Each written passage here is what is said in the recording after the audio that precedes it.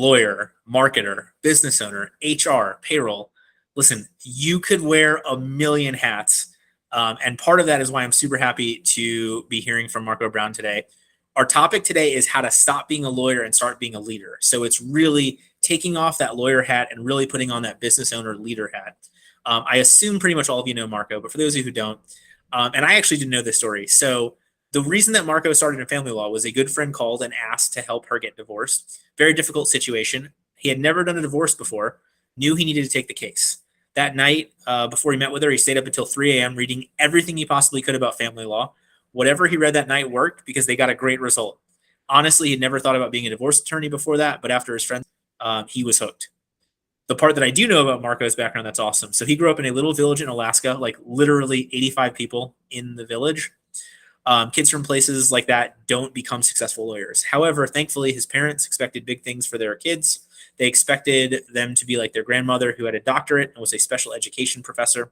So Marco was to be educated and serve the community. And he searched since he was young to fulfill that duty. Served a mission for his church in Italy, worked full-time with the intellectually impaired individuals for years, and clerked for judges in the 3rd District in Iowa after law school. And while all that was great and he loved it, it wasn't until he helped that one friend through that family law need that he truly turned to family law. So since finishing that case, Marco's dedicated himself to becoming the best divorce and family law attorney possible. And I will add in, and has achieved that in spades across the size of his firm, as well as the amazing insight that he gives to a ton of other lawyers. We're not going to talk about this today in detail, but I got the chance to hear Marco speak a presentation, rule number 1, get paid. And literally, I think it was the most helpful conversation for the audience of lawyers who listened to it. And just, it's so funny to me how much we allow getting paid to be secondary or tertiary when that prevents us from helping people. So Marco, thank you so much for being with us today. Hey, Jordan. Thank you. I really appreciate being on. Awesome. So our last episode, for those of you, that was with Matt Colseth. Matt talked to us about how to network at scale. So in essence, designing these advertising campaigns on LinkedIn that instead of being hire us as a client, meet with us for coffee, do a lunch, do a Zoom. So if you're interested in how to network at scale in the digital age, you got to check out that episode. But don't do that now because we've got Marco live and we're going to dive in. So here we are. Dude, I always love your story. I did not know about the family law aha moment, but I want to hear like the extension of that. Talk to me a little bit about the growth of your firm since that time, and then we're going to dive deeper in, where you started taking off the lawyer hat and putting on the leader hat. Yeah. So that's 2010. I come to Utah. I worked as an insurance defense attorney in New Mexico, which is, no offense to insurance defense attorneys, but the worst job I've ever had in my entire life. I made it 18 months, literally 18 months. And I didn't smile for the last 3 of those months. And I like to smile, man. I'm a funny guy, but it was horrid. So I left, and I remember I went into my director, and he wasn't there that day. So I had to sit down and compose an email to him. And then he didn't get back for 2 or 3 days. Then he calls me in his office, and this is the weirdest conversation. So he calls me in and he says, Marco, I got to tell you, I'm disappointed in you, because he's my religious leader as well as my boss. It was this weird thing. So he said, I'm disappointed in you as a man. I'm like, what the? Okay. And he said, I haven't liked my job for 25 years, but this is what my family expects of me. And I thought, nope, we're not having this conversation, dude. I am out. I will not do this. I'm gone. So I extricated myself, got up here to Utah, and that's 2010. Literally zero. We were $160,000 in debt. I loaned myself money and had no network, no clients, and just made a go of it. It's 10, so that's not great. We're technically in a recession right now, but that 2008 recession, if you remember, Jordan, was murder. That thing was terrible, and couldn't get a job, so just decided to go on my own and do it. And thankfully, we've grown. So I think I did the numbers the other day. I think we've had 20 year on year, we've averaged 26% growth. And if I remember correctly, it's accelerated since COVID, but I think the overall is 26%, which means that every 3 years it doubles, right? But now it's beginning to that's beginning to accelerate. Yeah. That's awesome, man. It's interesting. I have found in talking with lawyers across the country that family law I've seen the most differentiation between the effects of COVID. It seems like your firm and Elise and the firms that have a lot of stuff dialed in are going nuts during this.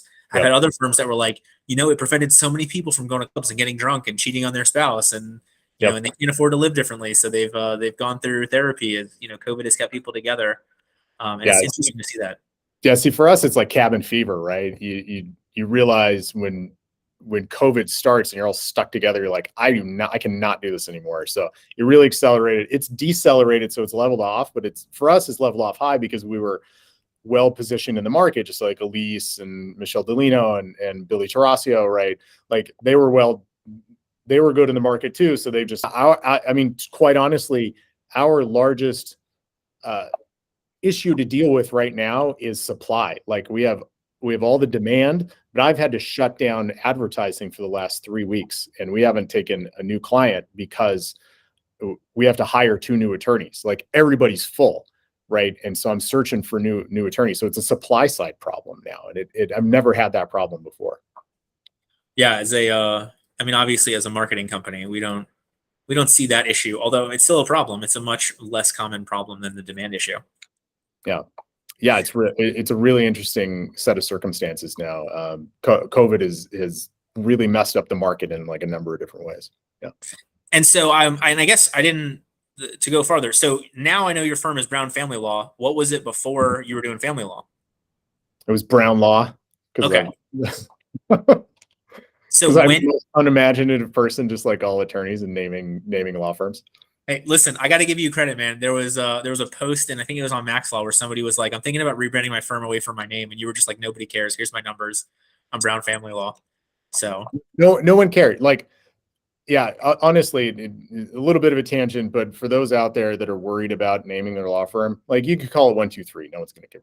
No one gives a crap. Like if Toyota can be, that's an ugly name, man. I'm sorry, but it's just, and Chrysler, and they're just ugly names, right? But you're still buying their stuff. Like it doesn't matter. And it's the same with law firms. Like call it whatever you want. Like Rosen. So Lee Rosen, right? He sells his law firm and it's still called Rosen Law. So what?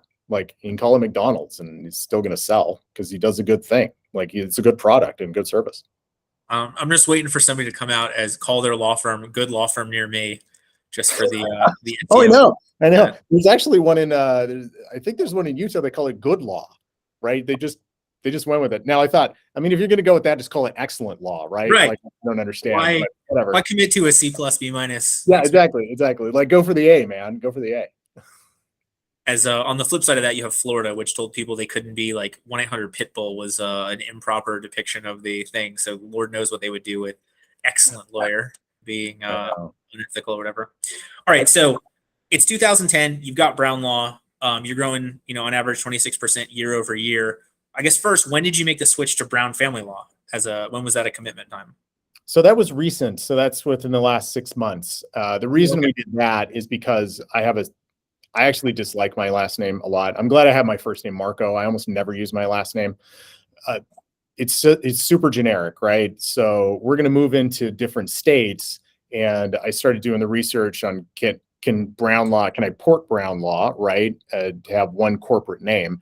And there are just too many Brown laws, right? Or derivations of that. So we had to go with something that was different. In Brown Family Law, I couldn't find any of those in the United States. Gotcha. Okay, that's cool. All right, so then let me back up. I didn't realize that was so recent. So then, as you're growing the firm, talk to me. What were some of the first hires? Like, what were the first people that you brought in so you can delegate some of this stuff? And then I want to talk more how you got into more and more of a leadership role. Yeah. So the first, and this is actually a mistake. I tell people not to do this. So the first was I hired a lady to answer the phones. Okay. So she was this older woman. She worked for another attorney. He kind of went nuts. He got disbarred. I took her on. So she was answering the phones, doing some paralegal work. That's kind of when I was trying to do criminal back then. And I was doing everything. So she helped out. And then I think right after her, but I'll tell you why that was a mistake. So let me do that first. I tell everybody now that the first person you should hire is the person to run your collection system. Okay, so before anybody to answer the phones, you answer the phones because you need to get paid. So hire the person to run the collection system. So that was a mistake I made. But I tell people don't ever do that. Like the collections is ultra important. So do that first. So you hired her. Actually, now for going into a recession, looking at your Yep, accounts receivable yep. and being very hard on making sure your accounts receivable get received is huge. That's where you're going to see the hit first. Yeah, and it's the easiest money that you have in your law firm, right? Like collecting on the work you've already done is the easiest money. So yeah, we're going to go into a recessionary cycle. Who knows how long it's going to last? But like find the low-hanging fruit and maximize the low-hanging fruit. Don't spend money on marketing if you're making less than 95 cents on the dollar. It makes absolutely no sense. Like spend that money to collect more. So anyway, it's me preaching. So and for those of you that are listening to this and not watching it, Marco is wearing a capitalist pig shirt. Just want to make sure that we it's too funny, man. It's a great shirt. So yeah, that was the first, and then the second was a contract attorney, right? So I needed somebody to start writing things for me, and but I hired her on a contract basis, and I think I paid her $25 an hour, right out of law school, and then she graduated into an attorney over time, and then started. I hired a full-time paralegal because the lady who was helping me passed away. So I hired a full-time paralegal, and then you start building out the structure under the attorney and the paralegal structure, so I could do less and less of that. But that took like 6 years, right? Because I'm not great at business. Like I've spent tens of thousands of hours trying to figure out, and I'm like moderately okay at it at this point, I think. But like it's been a long time trying to figure this stuff out. So, don't ever get down on yourself if you haven't figured out yet how to do this, because it's not intuitive. But the commitment has to be there in order to make that switch. Totally. So, okay, if you had hired the person for collections first, do you like the other flow of how you started building out the firm? Yeah, I guess I wish I had. I did it in a real haphazard manner. For example, hiring. This is a good example. So I didn't know when to hire.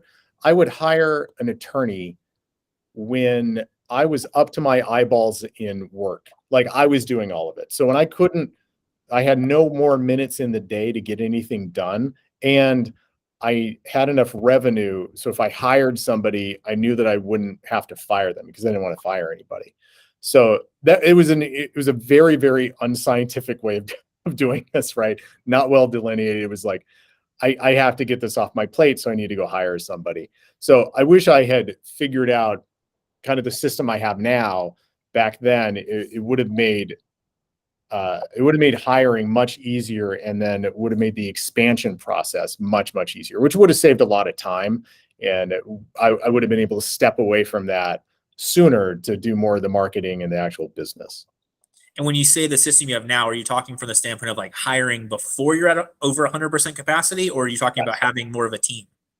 Yeah, so it's building out the team, but I know exactly when that needs to happen now, based on our workflow and the demand for our services, and then where everybody is with cases, because we cap the number of cases the attorneys can have. So we cap them at 30. So I know that when everybody's getting at 30, I need to hire somebody, or if they're 20, everybody's at 27, I need to start looking for somebody, right?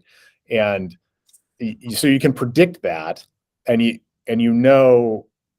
with your numbers, like if you know your numbers, the number of leads you have in, and your the ratio at which you close people when you meet with them, and so on, and leads to people coming in and actually consulting with you, you can predict when you're going to need to hire somebody.